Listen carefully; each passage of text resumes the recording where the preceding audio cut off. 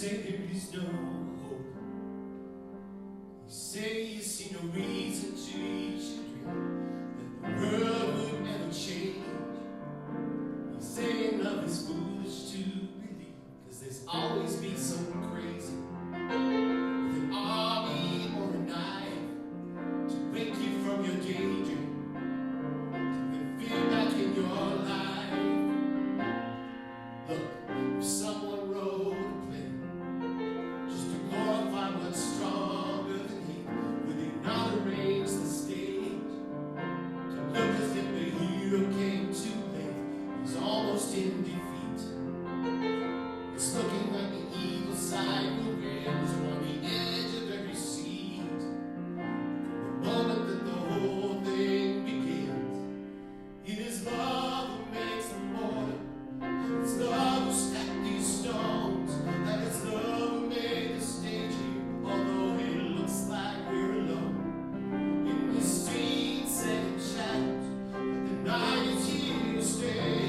There is evil cast around us, but it's love that wrote the play. For in this darkness, love will show the way.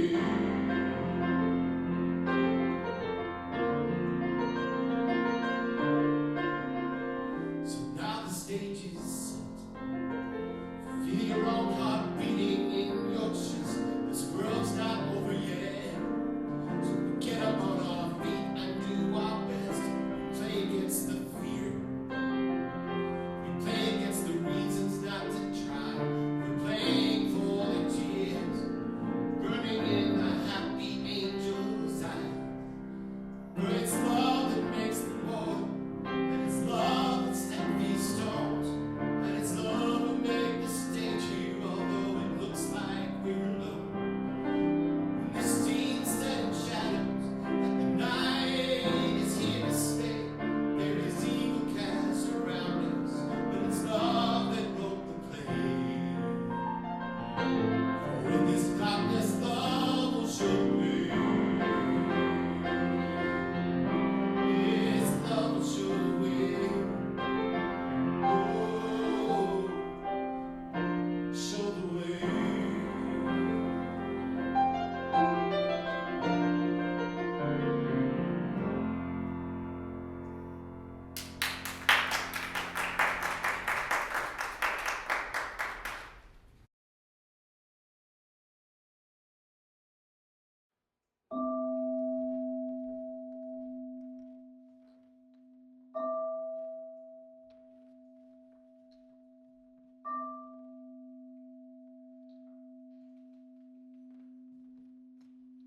Please join me in prayer. We know that there's only one perfect life, and that life is God. That life belongs to each and every one of us here today, and it's perfect in every way. We give thanks for the opportunity to come together, to look at envisioning possibilities as opposed to focusing on problems, because what we know is that Spirit is here, working in us, around us, through us, as us, to bring about new possibilities as each of us expresses in our own unique way. And as we express as a community to make a difference in this world and create a world that works for everyone. I know that everything that takes place here today will be absolutely perfect in every way, and give thanks for all who've come together to make this service possible. I release these words in the divine law, where they're already done in the universal divine mind. I let this go, I let it be, and together we affirm, and so it is.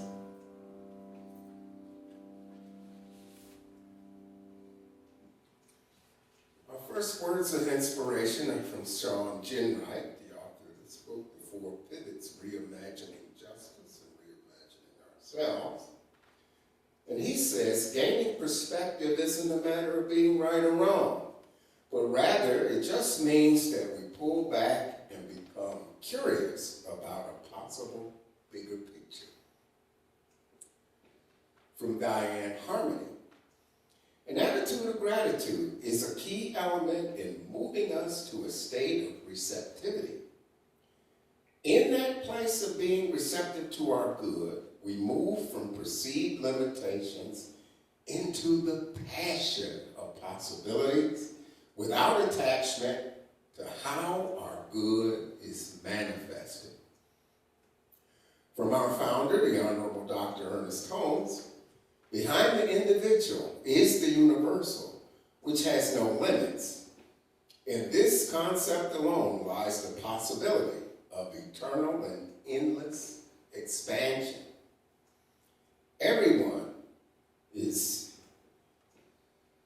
universal on the subjective side of life, and every individual only at the point of conscious perception. The riddle is solved, and we all use creative power of the universal mind every time we use our own mind.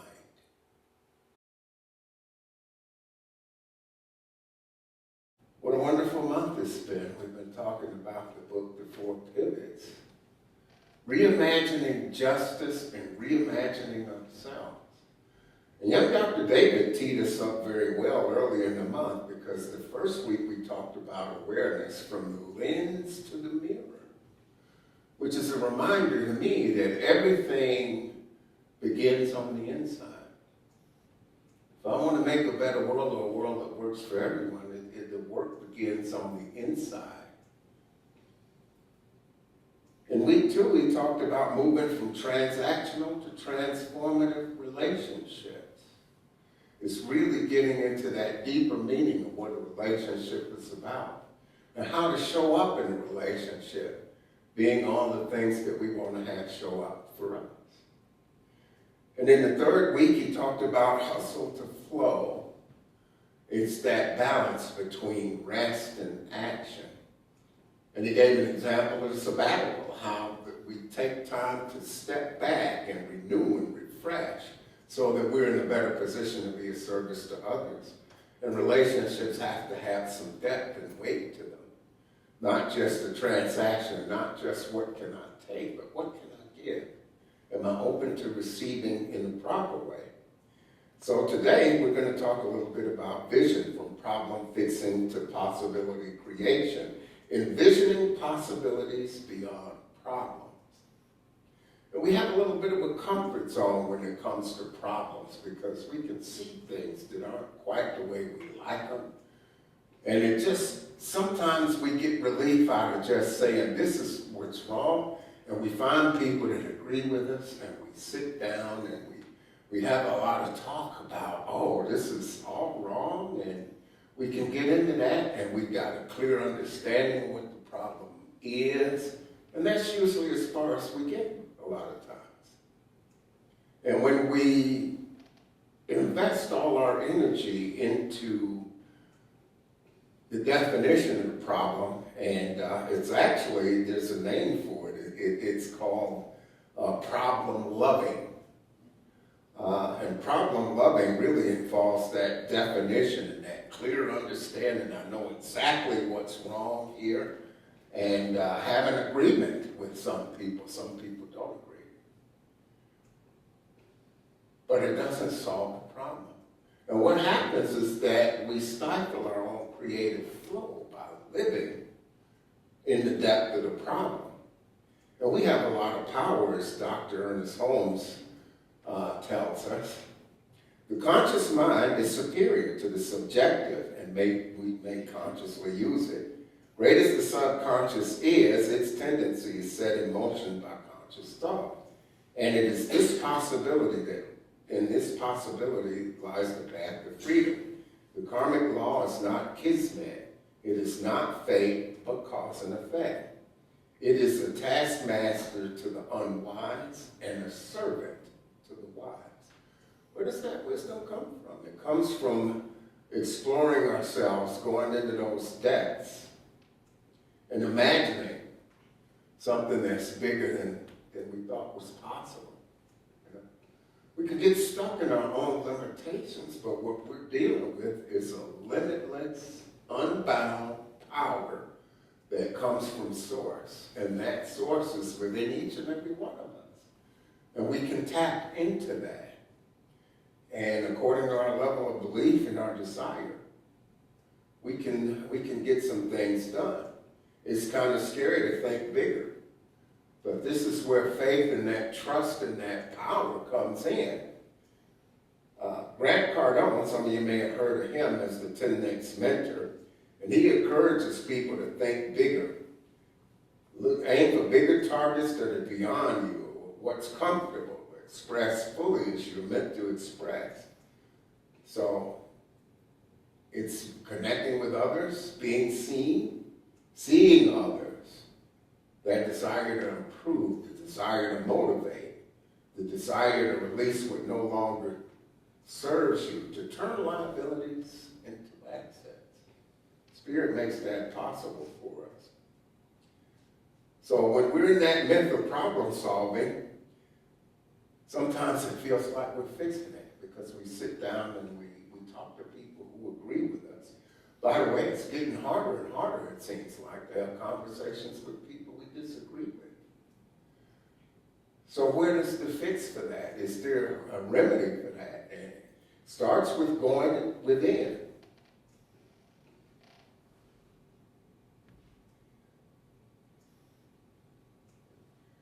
Sean Jenwright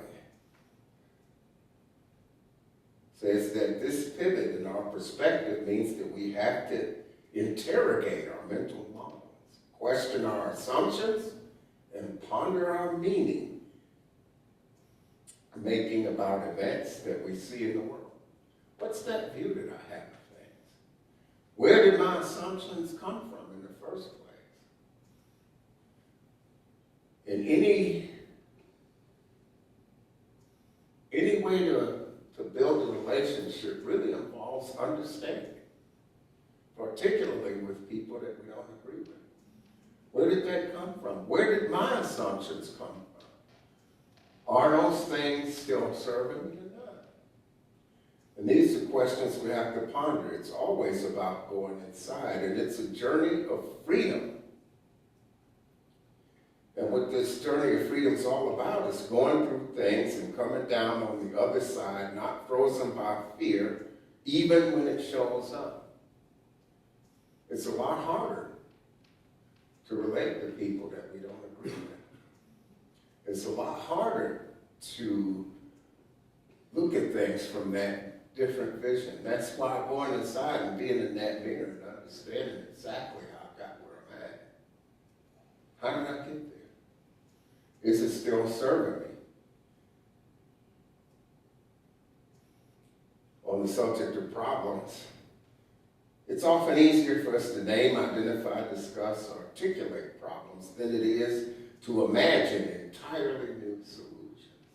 Imagine, which is one of those six senses that are unseen. We have six unseen senses. We all know about the physical ones. But there's perspective, there's memory, there's imagination, there's intuition. Imagination is very important. Albert Einstein says that imagination is very important when it comes to creating things. This is very, very important. So if I'm problem-loving and I'm swimming around in the problem, instead of living in the solution, I'm not trusting Spirit to work through me, to work through things. And by the way, this book is primarily about activism. You know, he spends a lot of time talking about the shifts that are necessary inside of us. If we're going to be effective in activism, that's going to mean we step outside of our comfort zone. It's going to mean that we challenge our assumptions. It's going to mean that we go to those places that we're not used to going. And probably the most challenging part is to see through that lens that God views all of us through. And see those people we disagree with, especially those we disagree with vehemently. As children of God, we're all children of God. It's really easy to forget that when we're swimming in the problems. So it's important to remember that. It's important to remember that all sorts of things are possible with spirit. If we don't spend time in the problem and move from if only to what if as a precursor to the thoughts that we put into the universe, we open up the possibility that we can make shifts that were impossible before. Nothing is impossible with spirit. And it may take a little bit of extra work to uncover those possibilities. But are we willing to do that? You know, we're in the business of making deep change. That's what this philosophy is about. It's making deep change. We have to transform what we believe is possible, because really, to tell you the truth, that's the only way out. We've got to see beyond that. And we can do that, and we can support one another to do that together. If we aren't aware of how the past shapes our thinking, then we're limited in our possibilities. So a lot of this inner work, this change, starts with me. I've got to stand in that mirror and ask myself, how am I limiting myself? What is it that Spirit wants me to do? Spirit called Rachel to raise all of these children. Thank you so much for that. That can't be easy. It's a tough. And whatever fear or anything that cropped up, you found a way to say yes. And this is what we do when we lean in the Spirit. We find a way to say yes, no matter how impossible things around us might appear to be in any given moment.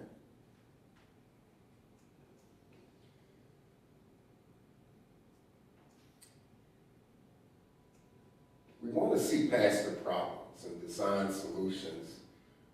And our actual living experience can help us do that. Those times where things didn't quite work out or didn't look the way they were, but we came through the other side of our challenges, that's gold.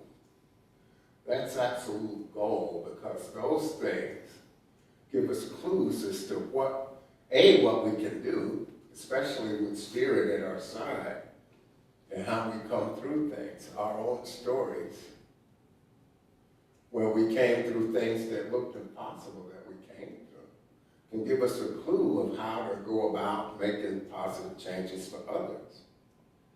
Understanding where other people are coming from is a pretty critical piece. So in this practice, we look for possibilities. Our job is to lean into the practice of possibilities and strive for the future we want to create. What can I do to be more of what I want to have show up in my life? What does that look like? What's required from me? And I know that Spirit has that power that I can tap into. And I think probably the main thing for me to tap into, especially when it comes to activism or dealing with other people, I have to see you as human, even if you refuse to believe that I am. That's a pretty tall order. And in this way of life and in this practice that we have here, we know intellectually that it's important to see other people as children of God, unique expressions, perfect, whole, and complete. But in practice, that's a pretty hard lift. And if you don't believe it's a hard lift, just put on CNN and Fox Noise and Messy NBC or any of those things and watch that for 5 minutes. And it'll give you a clue of what a heavy lift it is to see others, even if they don't see you that way, as children of God, as human. We're all doing the best we can with what we have. And so the underlying truth for us is that everyone is perfect, whole, and complete, including ourselves. And we have to allow this to sink in. We have to allow this to permeate our being. And it takes conscious effort from time to time. So, I mean, there's a number of questions we can ask about those that we don't agree with. How do I cultivate an outlook that allows me to listen to others without judgment and to see our mutual humanity across those differences? How do you listen to someone who holds beliefs about people of color that are dehumanizing or political views that harm people or attitudes that exclude others? We're encouraged to pivot. And the pivot, the possibility, is more than having rose-colored glasses on and a positive view of the future. It involves exploring our fears, concerns, and pains without getting stuck in the existential mud. Our outlook is born in how we see the world and is made stronger in our efforts to contribute something worthwhile. Every day is a day to ask Spirit what's mine to do. First, say thank you for that extra day. I frequently introduce myself by saying my name's Russ, and it's great to be alive. Because it's something that I can take for granted. And I've had some health challenges, been very sick, and I guess Spirit's not done with me yet. I'm still here. So that's how you know your work's not done. You're still here. And I went to some memorial services, first on Friday and yesterday morning for a friend of mine. His name was Brian Ward. He showed up at service when we were at Unity, the very first time I was on the platform to support me. He was a man of a great deal of faith, and he had ALS. And he was a man that was really interested in social justice in every type of form. And he went to great pains to understand where other people were coming from. And it didn't have to move him off of what he believed. But he was able to take that wide view, and he took action. He was active as a union steward, as a community member, as a member of his spiritual community. He did a lot of work there. And he met his mortality with a faith that was unshakable. The day he transitioned, I was at his house earlier that morning, and he was laughing and joking with us, even though he couldn't communicate. The body fell completely apart around this man, but that inner spirit, fueled by his faith, never wavered. It never wavered. He did a morning devotional prayer every morning with members of his church, and he never missed a day. When I was in hospital sick, he was very worried about me. And that's the kind of man that he was. He was more worried about what was happening to the people he loved around him. He wanted to know that we were going to be all right. But there were a lot of things that he saw in society that he worked tirelessly to say, this isn't right. This is not right. And to try to find a place of agreement. He used to read court cases for fun.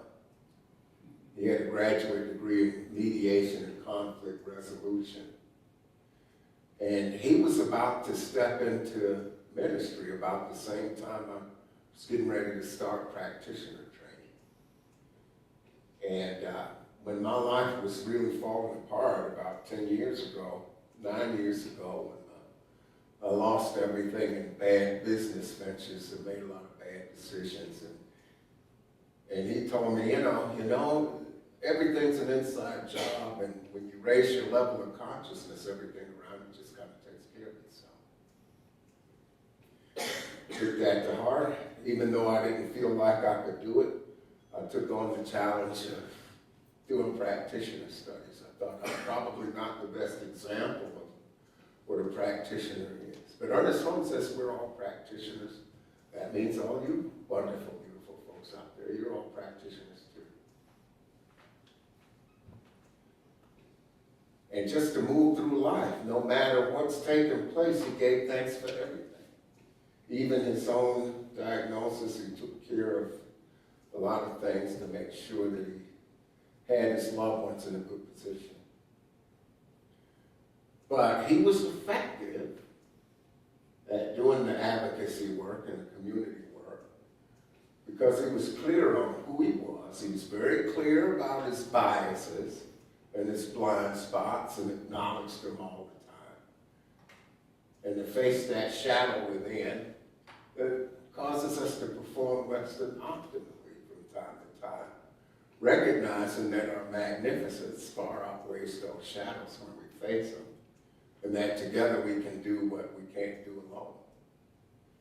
And so his example is just so powerful and helpful to me. So there's three things that we can do. You know, we can take a position on what's taking place. The first position is, what are the assumptions that influence my outlook? The second position is, what is the exact opposite of what I believe and feel?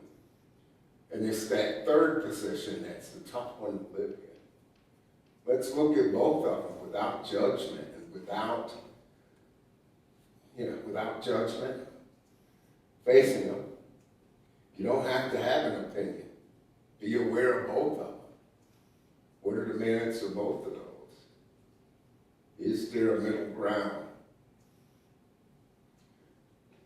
And can we do that? Well, Sean says, no matter how hard it gets, no matter what the situation is or what the obstacle is in front of you, if you want something bad enough and you need it as if your life depended upon it for survival, you're going to find a way. So what's that way forward? It's definitely not easy to stomach some of what takes place. It's really easy to point a finger and look at that outer lens and say, this is why things are the way they are. But do we participate in that as people of faith? As people who've been taught a way of life that says all things are possible with spirit. It begins with me. How can I take that God-like view of other people? If I want to be free, I've got to work at that. It is a lot of work, but nothing's impossible if we want it bad enough. We can do all of this. We can pivot. And a pivot to possibility means that we have to cultivate another outlook where we can see each other even if we don't agree. Am I willing to do that work? It starts inside. And you know, I found that in my case, I've been able to ask for willingness, because trust me, I'm not always willing. Every moment of every day.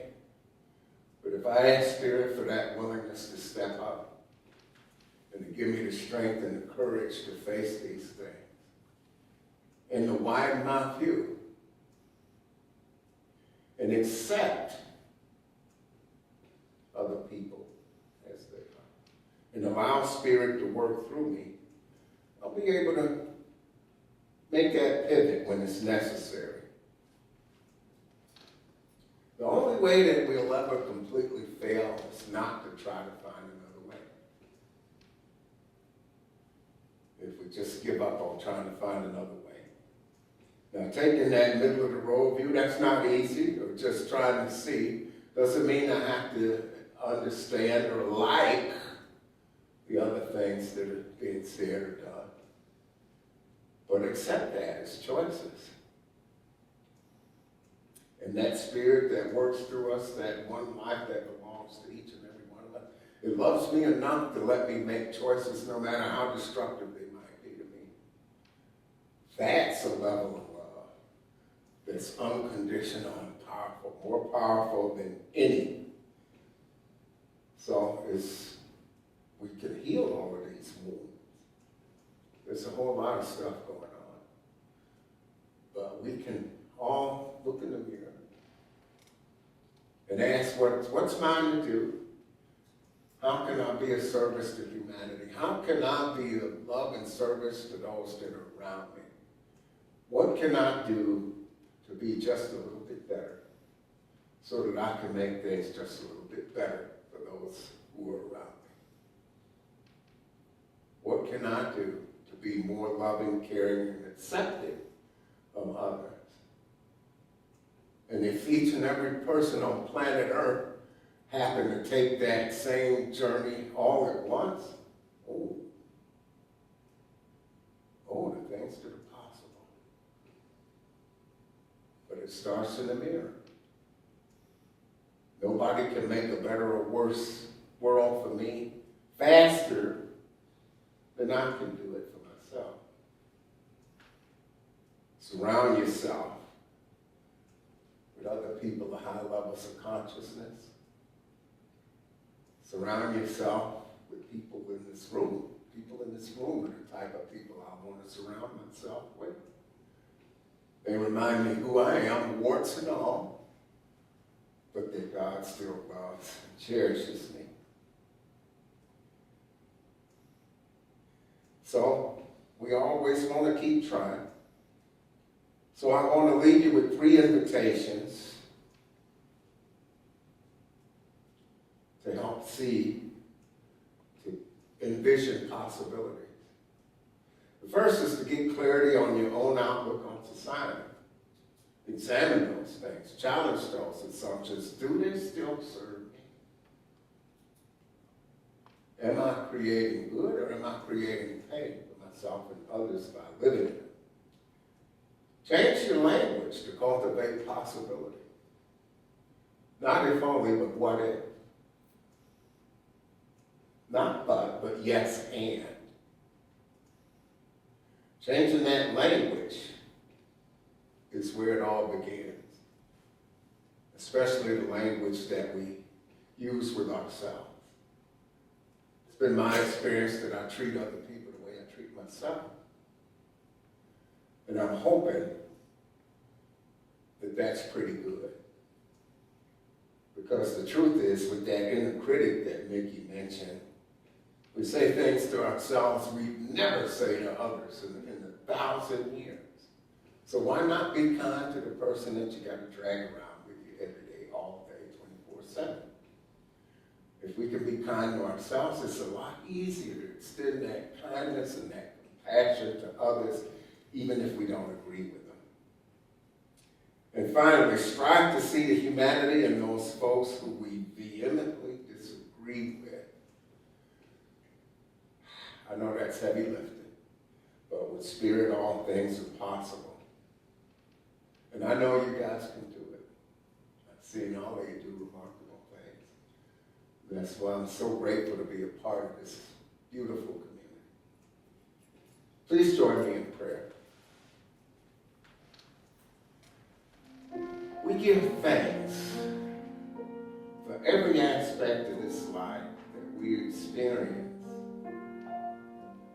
knowing at the deepest level that Spirit has a better plan for everything that we see, touch, do, and feel. What we know is that there are a lot of possibilities available to us. Through choice to bask in the glory and the beauty of that one life that is there. To do our utmost to envision everyone and everything around us as a unique expression of that beautiful power that is God. That one perfect life that is ours by divine inheritance. That presence, that glory that's available to us at any given moment that we choose to take it up and move forward with it. We know that love changes everything. That love is life, and that love for one another and for each other is the answer to any and every problem we can ever have. I'm so grateful for everyone who is in this space with me to celebrate the oneness and the divineness, the divinity of all life here. Give thanks for their perfection in the eyes of God. Give thanks for everyone within the sound of my voice, everyone on planet Earth, everyone everywhere in this universe they may be, this limited universe, this limitless and wonderful universe.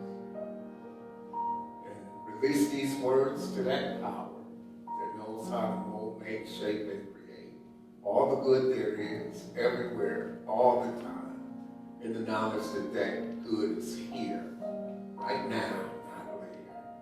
I let this go, I let it be, and together we affirm, and so it is.